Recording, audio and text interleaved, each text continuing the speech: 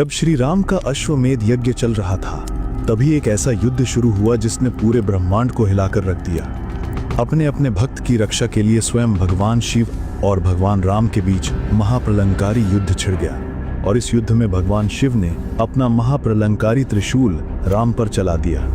दरअसल अश्वमेध यज्ञ का अश्व शत्रुघ्न जी के नेतृत्व में बड़ी ही तेजी से सभी राजाओं महाराजाओं को जीतता जा रहा था, क्योंकि उनके साथ हनुमान जी, सुग्रीव जी और भरत जी के पुत्र पुष्कल जैसे महान योद्धा थे, जिन्हें जीतना देवताओं के लिए भी असंभव था।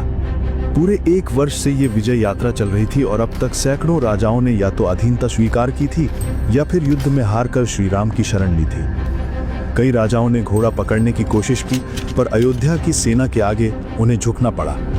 लेकिन जब तक ये घोड़ा उत्तर दिशा में स्थित देवपुर नामक राज्य में नहीं पहुंचा था, तब तक शायद ही किसी को पता था कि इस छोटे से राज्य की वजह से पूरा ब्रह्मांड हिल जाएगा। देवपुर में राजा वीरमणि का धर्मनिष्ठ शासन था।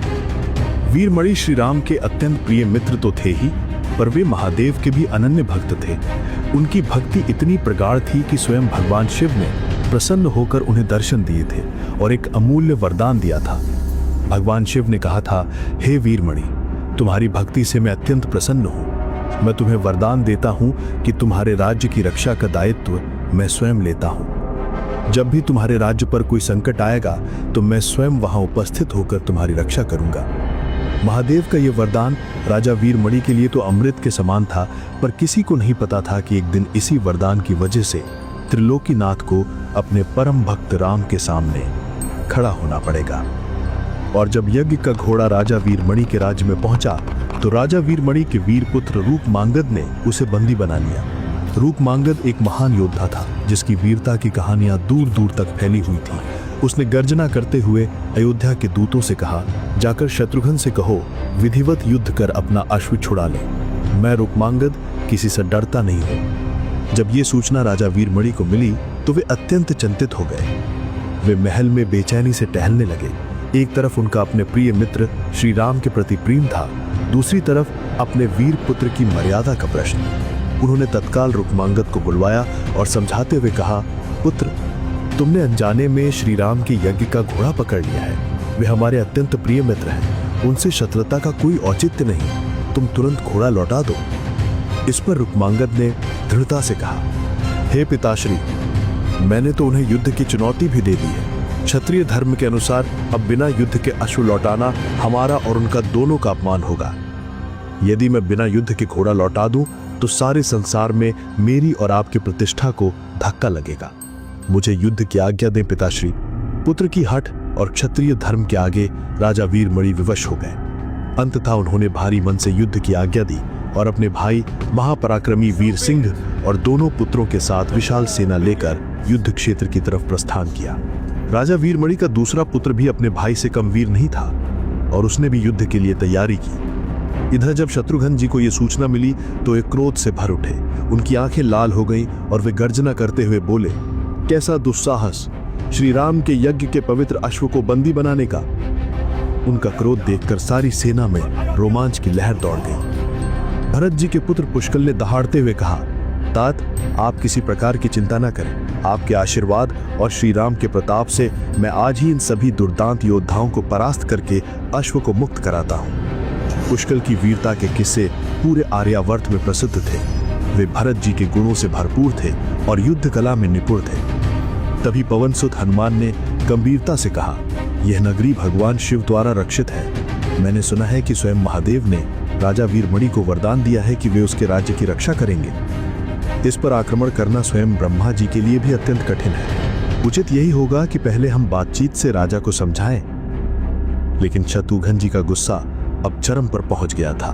वे दृढ़ता से बोले, हनुमान, हमारे रहते यदि श्री राम को स्वयं युद्ध भूमि में आना पड़े तो ये हमारे लिए अत्यंत लज्जा की बात होगी। हमारी प्रतिष्ठा का प्रश्न है, अब युद्ध तो करना ही पड़ेगा। सुग्रीव जी भी बोले, शत्रुघ्न जी सही कह रहे हैं। यदि हम बिना युद्ध के लौट गए तो सारे संसार में अयोध्या की प्रतिष्ठा को धक्का लगेगा। और इस प्रकार दोनों तरफ से भयानक युद्ध की तैयारी शुरू हो गई। एक तरफ अयोध्या के अजेय योद्धा शत्रुघ्न, हनुमान, सुग्रीव और पुष्कल, दूसरी तरफ भगवान शिव के आशीर्वाद प्राप्त राजा वीरमणि, उनका भाई वीर सिंह और दोनों वीर पुत्र। भयानक युद्ध छिड़ गया।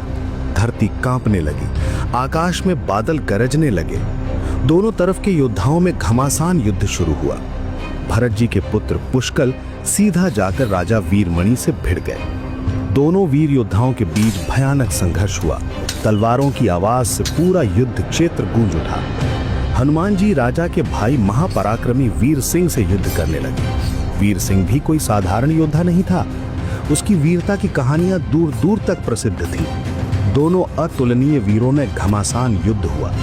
हनुमान जी के गदा के प्रहार और वीर सिंह की तलवार के वार से पूरा युद्ध क्षेत्र धूल से भर गया। शत्रुघ्न जी स्वयं राजा वीरमणि के दोनों पुत्रों से युद्ध कर रहे थे। रुक्मांगद और उसका भाई दोनों ने मिलकर शत्रुघ्न जी पर आक्रमण किया। तीनों योद्धाओं के बीच भयानक संग्राम हुआ। युद्ध घंटों तक चलता रहा। दोनों तरफ के योद्धा अपनी पूरी शक्ति से लड़ रहे थे, पर अंततः अयोध्या के योद्धाओं की श्रेष्ठता सामने आई। पुष्कल ने 8 नाराज बाणों से ऐसा भयानक वार किया कि राजा वीरमणि मूर्छित होकर अपने रथ पर गिर पड़े। उनका सारा शरीर लहूलुहान हो गया। उधर हनुमान जी ने अपने विशाल हाथ से वीर सिंह के सीने पर ऐसा जोरदार प्रहार किया कि वह रक्त वमन करते हुए मूर्छित होकर भूमि पर गिर पड़ा। उसकी सांस उखड़ने लगी। शत्रुघ्न जी ने भी अपने नागपाश का प्रयोग करके राजा वीरमणि के दोनों पुत्रों को कसकर बांध लिया। रुक्मांगद और उसका भाई दोनों नागपाश में जकड़कर असहाय हो गए। अपनी विजय देखकर अयोध्या की सेना जोर जोर से सिंहनाद करने लगी। श्री राम की जय, अयोध्या की जय के नारों से पूरा युद्ध क्षेत्र गूंज उठा। सभी योद्धा खुशी से नाच उठे। लेकिन तभी कुछ ऐसा हुआ जिसकी किसी ने कल्पना भी नहीं की थी। जैसे ही राजा वीरमणि की मूर्छा टूटी और उन्होंने अपनी सेना को हारते हुए और अपने प्रिय भाई तथा पुत्रों को घायल और बंदी बनते देखा, तो उनका हृदय करुणा से भर उठा। उन्होंने आकाश की तरफ हाथ उठाकर अपने आराध्य महादेव का स्मरण किया। हे त्रिलोकीनाथ, हे भोलेनाथ, हे शंकर, आपने मुझे वचन दिया था कि मेरे राज्य की रक्षा आप स्वयं करेंगे। अब समय आ गया है आपके वचन को पूरा करने का। मेरे प्रभु, आपकी शरण में आया आपका दास संकट में है।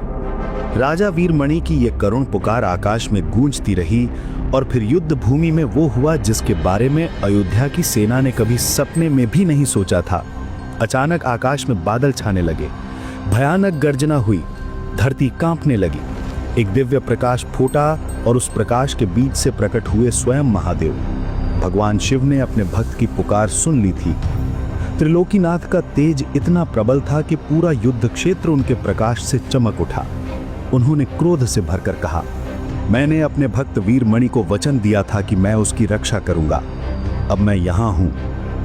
भगवान शिव ने तुरंत वीरभद्र के नेतृत्व में नंदी भृंगी सहित अपने सारे गणों को युद्ध क्षेत्र में भेज दिया। महाकाल के अनुचर भयानक रूप धारण करके जय जयकार करते हुए प्रलय की तरह अयोध्या की सेना पर टूट पड़े। वीरभद्र का रूप देखकर तो देवता भी कांप जाते थे। जब शत्रुघ्न जी और हनुमान जी ने भयानक मुख वाले रुद्रावतार वीरभद्र और महादेव की दिव्य सेना को देखा, तो वे समझ गए कि अब साधारण युद्ध नहीं रहा। शत्रुघ्न जी ने चिंता से कहा, हे हनुमान, ये तो वही वीरभद्र है जिसने दक्ष प्रजापति का मस्तक काट दिया था। इसे युद्ध में कैसे हराया जा सकता है? हनुमान जी भी समझ गए कि स्थिति अत्यंत गंभीर है। उन्होंने कहा, शत्रुघ्न जी, अब हमें अपनी पूरी शक्ति का प्रयोग करना होगा। इधर पुष्कल ने वीरता से कहा, हे तात, अब तो जो भी हो हमें युद्ध तो करना ही पड़ेगा। मैं भगवान राम के प्रताप से इन सभी को परास्त करूंगा। ये कहते हुए पुष्कल सीधा वीरभद्र से जा भिड़े। हनुमान जी नंदी से युद्ध करने लगे और शत्रुघ्न जी भृंगी से संघर्ष करने लगे। तीनों तरफ भयानक युद्ध छिड़ गया। पुष्कल ने अपने सारे दिव्यास्त्र वीरभद्र पर चला दिए। ब्रह्मास्त्र, वायव्यास्त्र, अग्नेयास्त्र सभी का प्रयोग किया, पर वीरभद्र ने मानो खेल खेल में ही उन सारे अस्त्रों को काट दिया। उसकी शक्ति अपरंपार थी। वीरभद्र ने पुष्कल को चेतावनी देते हुए कहा, हे वीर बालक, तुम्हारी आयु अभी मृत्यु को प्राप्त होने की नहीं है। तुम महान योद्धा हो, पर मेरे सामने टिक नहीं सकते। युद्ध क्षेत्र से हट जाओ, मैं तुम्हें जीवन दान देता हूं। लेकिन पुष्कल ने वीरता से उत्तर दिया, हे वीरभद्र, मैं भरत जी का पुत्र हूं, श्री राम का भांजा हूं। मेरे खून में वीरता बहती है। मैं कभी युद्ध क्षेत्र से पीछे नहीं हटूंगा। ये कहकर पुष्कल ने एक शक्तिशाली शक्ति से वीरभद्र पर जोरदार प्रहार कर दिया। इससे वीरभद्र को क्रोध आ गया, उसकी आंखें लाल हो गईं। वो क्रोध से थर्राते हुए बोला, अब तुमने अपने मृत्यु को निमंत्रण दे दिया है। ये कहकर वीरभद्र ने अपने प्रलयंकारी त्रिशूल से एक ही बार में पुष्कल का मस्तक धड़ से अलग कर दिया और भयानक सिंहनाद किया। भारत जी के वीर पुत्र पुष्कल वीर गति को प्राप्त हो गए। उनकी मृत्यु देखकर अयोध्या की सेना में हाहाकार मच गया। उधर भृंगी ने भगवान शिव के दिए गए दिव्य पाश का प्रयोग करके शत्रुघ्न जी को कसकर बांध लिया। शत्रुघ्न जी चाहकर भी उस पाश से मुक्त नहीं हो सके। हनुमान जी अपनी पूरी शक्ति से नंदी से लड़ रहे थे। वे कभी विशालकाय रूप धारण करते तो कभी छोटा, पर नंदी भी कम नहीं था। अंत में नंदी ने शिवास्त्र का प्रयोग करके हनुमान जी को भी पराभूत कर दिया। महाबली हनुमान भी शिवास्त्र के आगे असहाय हो गए। सुग्रीव जी और बाकी योद्धा भी शिवगणों के आगे टिक नहीं सके। पूरी अयोध्या की सेना हार चुकी थी। पुष्कल वीर गति को प्राप्त हो चुके थे। शत्रुघ्न और हनुमान बंदी बना लिए गए थे। राजा वीरमणि और उनके परिवार की रक्षा हो गई थी। वीरभद्र और शिवगण विजयी हुए थे। पूरा युद्ध क्षेत्र शवों और अस्त्रों से भरा हुआ था।